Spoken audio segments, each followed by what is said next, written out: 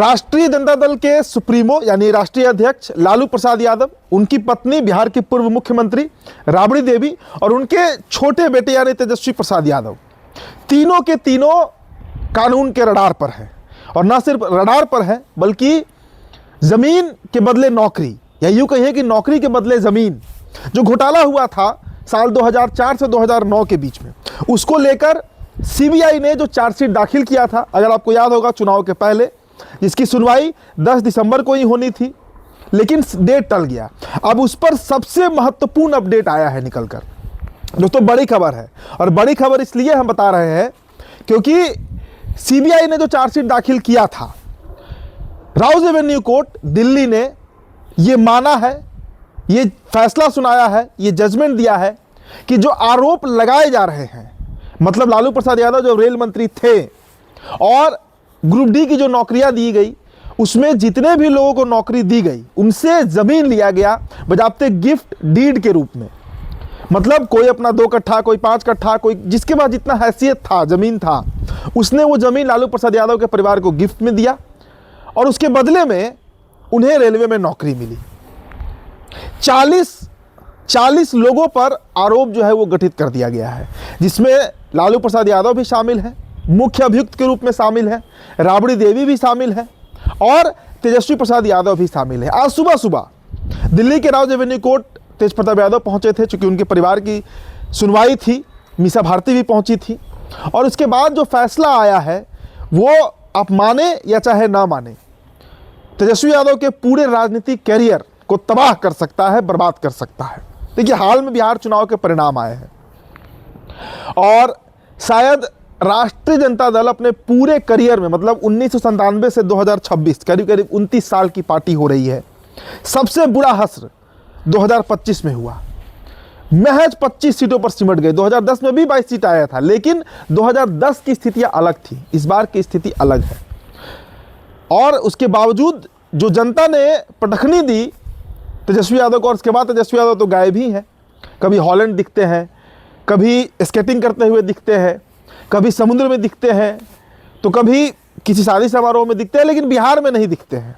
और अब जो फैसला आया है दोस्तों, ये मामला बेहद गंभीर है। देखिए भोला यादव के जो पैतृक आवास है, वहाँ से जो डॉक्यूमेंट मिले थे, उनके जो बक्सा वाला, आपने खबर देखा होगा, काफ़ी पुराना खबर हो गया, करीब 2 साल पहले का खबर है, मैंने भी वो खबर किया था। उनके जो आवास है उनका गांव का, उसमें से कई महत्वपूर्ण डायरी जो होता है, डायरी, इसमें पूरा कहते हैं ना, खतियान लिखा हुआ था। खतियान मतलब जमीन वाला खतियान नहीं, सारा डेटा लिखा हुआ था कि किस व्यक्ति ने कितना जमीन दिया था। हालांकि देखिए इसमें 52 लोगों को बरी भी किया गया है।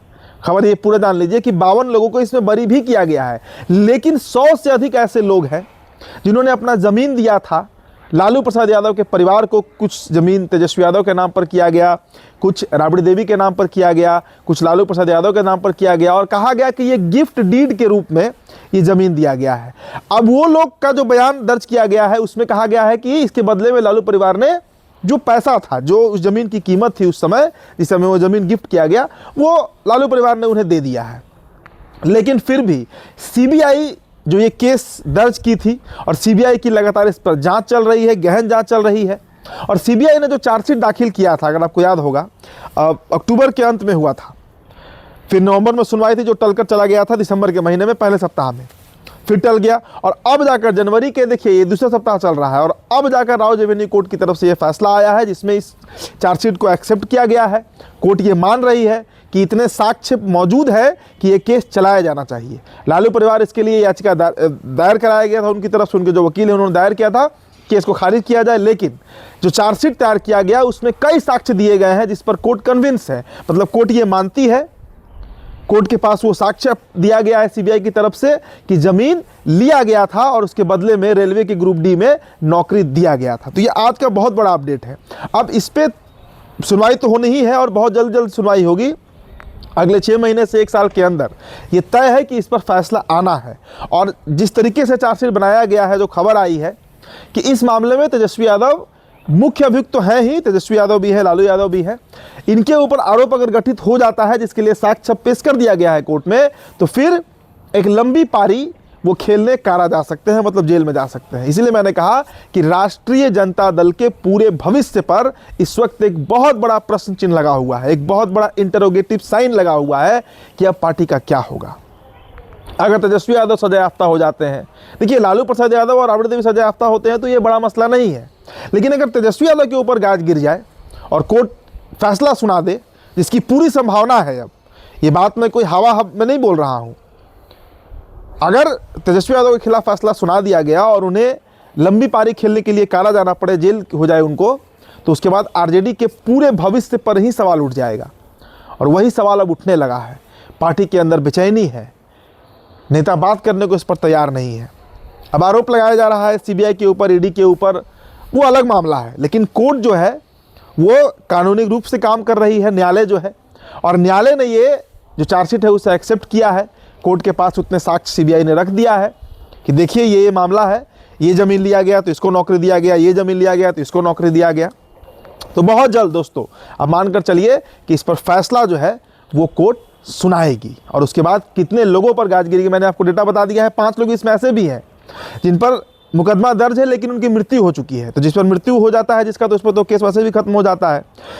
52 लोगों को बरी भी किया गया है, लेकिन जो 40 लोगों पर चार्जशीट में जिन 40 मुख्य लोगों का नाम है उसमें ये 3 नाम आप नोट कर लीजिए, लालू प्रसाद यादव, राबड़ी देवी और तेजस्वी प्रसाद यादव।